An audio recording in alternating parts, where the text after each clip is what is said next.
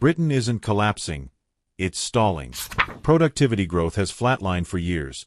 Millions say they're working harder but getting nowhere, and more adults now feel time poor than financially poor. That's the uncomfortable truth no headline really explains. There's no dramatic crash, no single breaking moment. Just a slow, grinding strain that quietly drains focus, confidence, and long-term thinking. Decisions get delayed. Plans stay half-finished. Mental energy is spent just keeping up. This isn't panic, and it isn't doom, it's pressure. And pressure changes behavior long before it changes systems. In this video, we'll break down what actually happens after a country reaches this point. And, more importantly, how people can protect their attention, productivity, and life momentum while the noise keeps rising. Number 1. Silent strain. Britain's pressure isn't arriving with sirens or sudden shocks. It's settling in quietly, day after day, until it feels normal. That's what makes it dangerous. Unlike a visible crisis, silent strain builds through small, repeated stresses. Rising costs that don't quite tip into disaster, workloads that expand without promotion, rules that change just often enough to keep people cautious.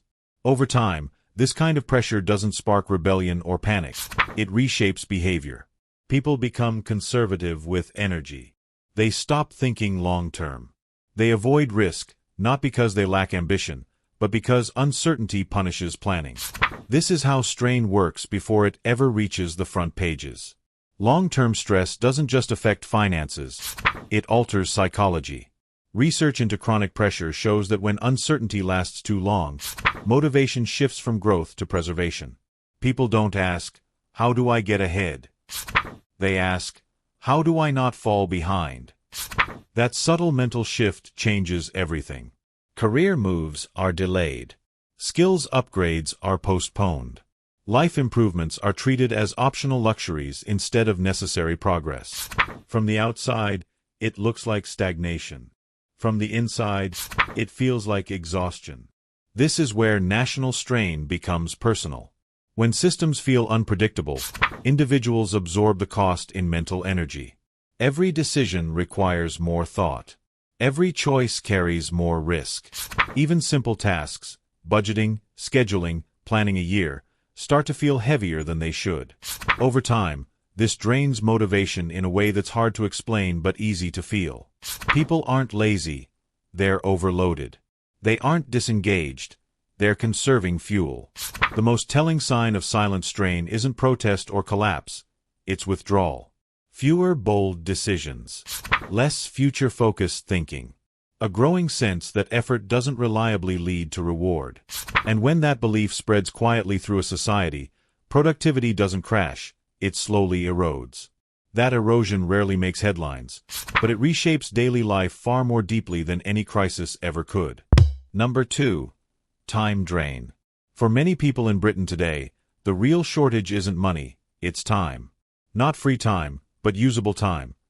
The kind of uninterrupted mental space needed to think clearly, plan, and make progress. This is what researchers describe as time poverty, and it's becoming more damaging than financial strain alone. You can earn more, budget better, or cut costs, but when your days are fragmented and mentally crowded, productivity quietly collapses. Life starts to feel busy without moving forward. Time drain doesn't arrive all at once.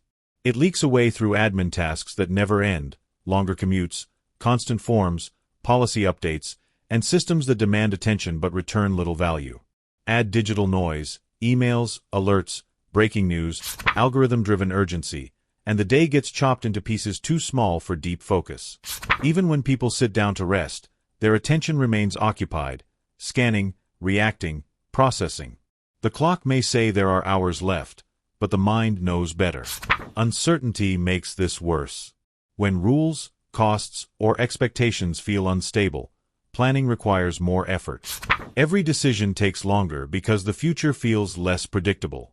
People double-check choices, delay commitments, and revisit the same thoughts repeatedly. That repetition consumes time without producing progress.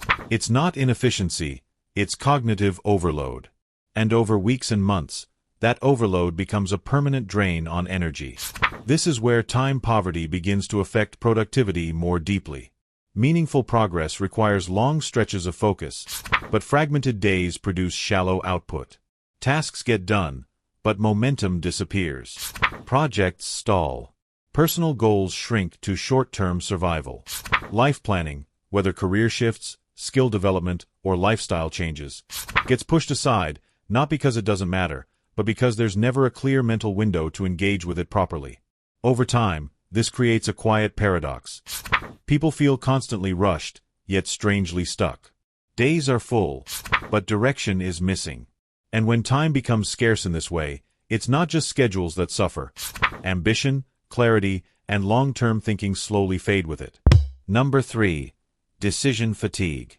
One of the least visible effects of prolonged strain is how it quietly exhausts the mind. Decision fatigue isn't about making bad choices. It's about having to make too many of them, too often, with incomplete or shifting information. When rules, costs, expectations, and priorities keep changing, every decision demands more mental effort than it should.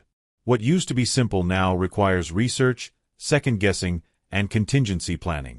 Over time, this constant demand drains mental bandwidth in ways most people don't consciously notice. Under uncertainty, the brain shifts into a protective mode. Instead of acting quickly, it slows everything down. People revisit the same questions repeatedly. Is this the right time? What if things change again? What if this backfires? That mental loop feels responsible, even rational, but it consumes enormous energy. As a result, major life choices get delayed. Career moves stay on hold. Investments are postponed. Lifestyle changes remain someday plans. Not because people don't want progress, but because the cost of choosing feels unusually high. This is where decision fatigue gets misunderstood. From the outside, it can look like hesitation, indecision, or even apathy. In reality, it's a sign of overload. When the mind is saturated with uncertainty, avoiding decisions becomes a way to conserve energy. Each non-decision feels safer than committing under unstable conditions. Over time, this creates a pattern. Fewer bold moves, more waiting, and a growing sense of being stuck. The long-term impact is stagnation, not laziness. People remain busy, responsible, and engaged, yet forward motion slows. Effort goes into maintaining stability rather than creating change. Mental energy is spent managing risk instead of building momentum. And because this process unfolds quietly, it rarely triggers alarm bells. There's no single breaking moment, just a gradual narrowing of options and ambition. Decision fatigue doesn't mean people have lost motivation. It means their mental resources are being consumed before they ever reach the point of action. In a system under constant pressure, the real cost isn't poor decisions.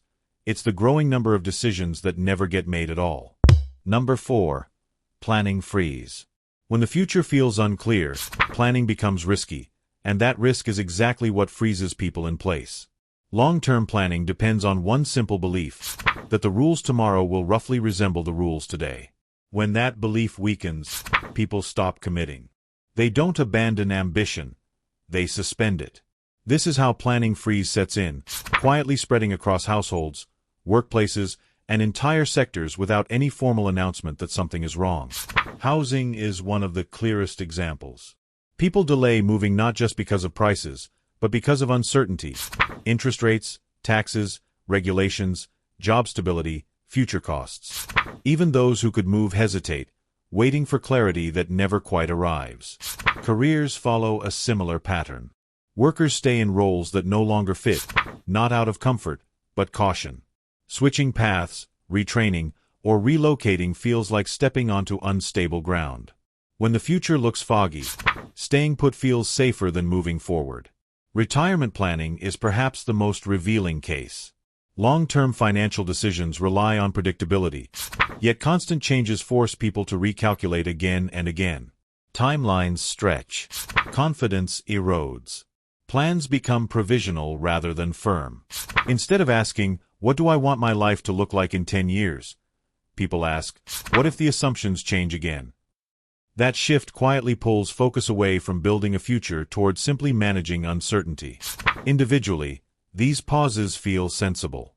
Collectively, They slow momentum. When millions of people delay upgrades, transitions, and investments, progress doesn't collapse, it decelerates. Innovation slows. Productivity weakens. Systems appear functional, but energy drains from them.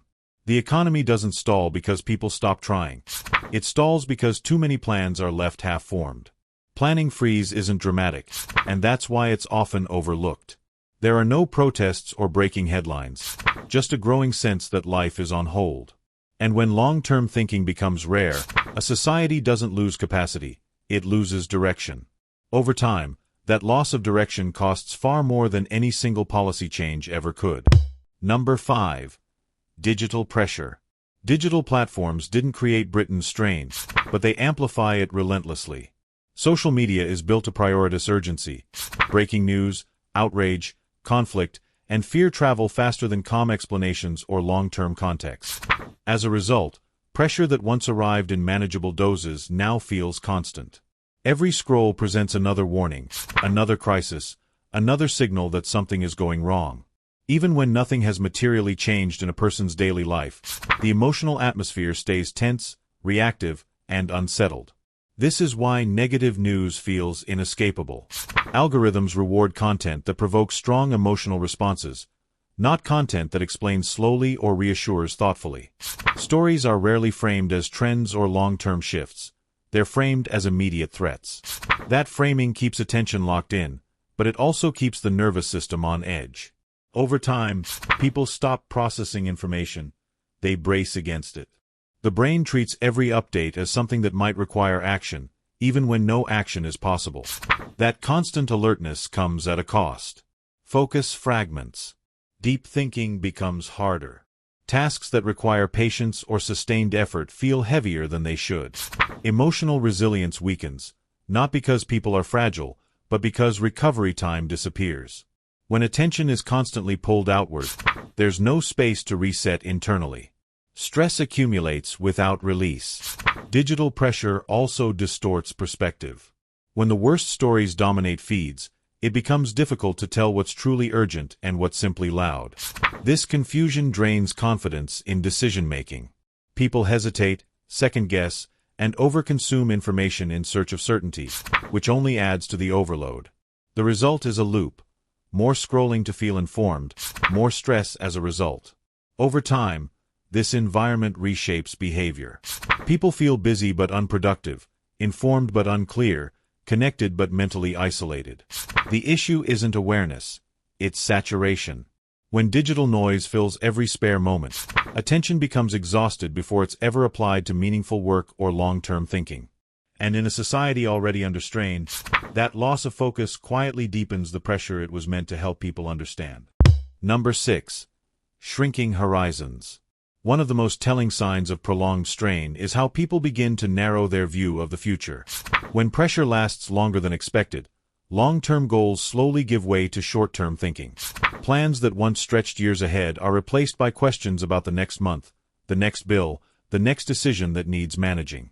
This isn't a sudden loss of ambition, it's a gradual adjustment to uncertainty. When the future feels unstable, the mind pulls its focus closer in. Under sustained pressure, ambition doesn't disappear, it changes shape. Instead of aiming for growth, people aim for stability. Instead of asking how to advance, they ask how to maintain. This shift from expansion to preservation is often mistaken for giving up, but it's better understood as survival thinking. When conditions feel unpredictable, conserving energy becomes more important than chasing upside. The brain prioritizes what can be controlled, even if that means setting aside bigger dreams for the time being. This is visible across everyday life. Career goals shrink from long-term progression to job security. Financial planning shifts from building wealth to staying afloat. Personal projects get postponed indefinitely, not because they've lost meaning, but because they demand certainty that the moment can't provide. Even relationships and lifestyle choices are affected, as people avoid commitments that feel difficult to unwind later. The horizon pulls closer, not out of fear, but out of caution. Crucially, this is adaptation, not failure. Humans are wired to respond to prolonged stress by reducing exposure and simplifying choices. In uncertain environments, flexibility, and restraint are forms of intelligence. The problem arises when short-term survival thinking becomes permanent. When horizons stay narrow for too long, creativity weakens, risk-taking declines, and momentum fades. A society can remain functional while slowly losing its capacity to imagine and build a better future. Shrinking horizons don't signal the end of aspiration, they signal a pause. But pauses, when extended, reshape identity. Over time, people forget what long-term planning felt like. And when that happens across millions of lives at once, progress doesn't stop abruptly. It quietly slows, carried forward only by those still able to see beyond the immediate strain. Number 7. Quiet adaptation. When people imagine national stress reaching its limits, they often picture disruption, protests, strikes, sudden breakdowns. In reality, societies rarely respond that way first. More often, they adapt quietly. Systems bend before they break, and people adjust their behavior long before they raise their voices. This is why prolonged strain can exist in plain sight without triggering obvious unrest. The changes are subtle, personal, and easy to miss unless you know where to look. Across households, adaptation shows up as small recalibrations. Spending becomes more cautious. Commitments are kept flexible. Long-term plans are quietly rewritten or shelved. People develop routines designed to minimize risk exposure rather than maximize opportunity. None of this feels dramatic. It feels sensible. Each adjustment, taken on its own, appears responsible. But collectively, these choices reshape how a society moves, plans, and invests in itself. Workplaces tell a similar story. Employees become more risk-averse, less likely to challenge systems or push for transformation. Effort shifts from innovation to compliance. People focus on meeting requirements rather than reimagining how things could work better. This isn't disengagement, it's adaptation under pressure. When stability feels fragile, maintaining position becomes the priority. What's striking is how little noise accompanies these shifts. There are no marches for postponed dreams or headlines about lost momentum. Coping happens silently. Longer hours to compensate for rising costs, side work taken on quietly, ambition scaled back without discussion. Emotional resilience is preserved by lowering expectations. Stress is managed by narrowing exposure rather than demanding change. This form of adaptation keeps societies functioning, but it also masks the depth of the strain. From the outside, things appear stable enough. From the inside, energy is being rationed. Over time, this creates a paradox. Systems don't collapse, yet progress slows. Capacity exists, but confidence weakens. Potential remains, but fewer people are willing to test it. Quiet adaptation is not weakness, it's endurance. But endurance has limits. When too much energy goes into coping, there's little left for building. And when a society becomes very good at surviving without improving, the absence of visible unrest can be mistaken for resilience, even as momentum continues to fade beneath the surface. Number 8. Productivity collapse. Productivity rarely disappears overnight. It erodes slowly, especially under conditions of prolonged uncertainty. When the future feels unstable, deep work becomes harder to sustain. Focus requires a sense of continuity, the belief that effort today will still matter tomorrow. Uncertainty disrupts that belief. Tasks get done, hours are filled, but consistency breaks down.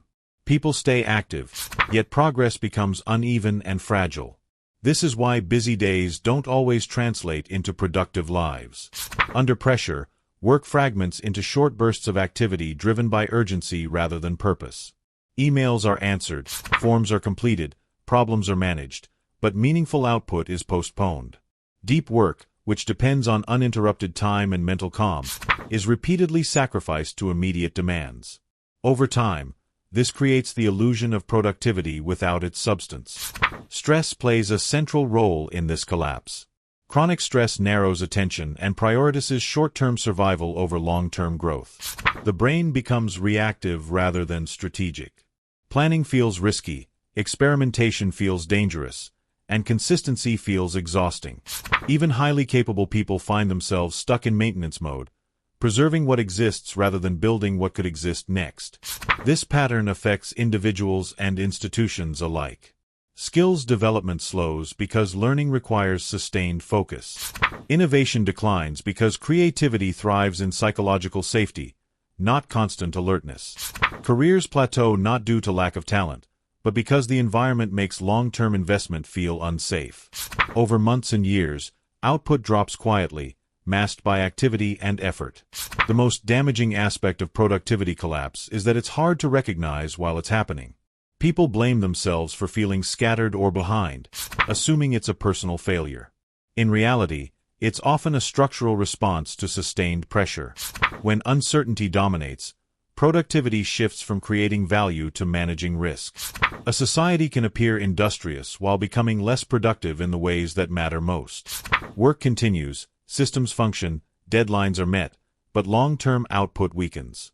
And once deep work disappears from daily life, rebuilding it requires not more effort, but restored clarity, stability, and mental space. Number 9. Attention crisis.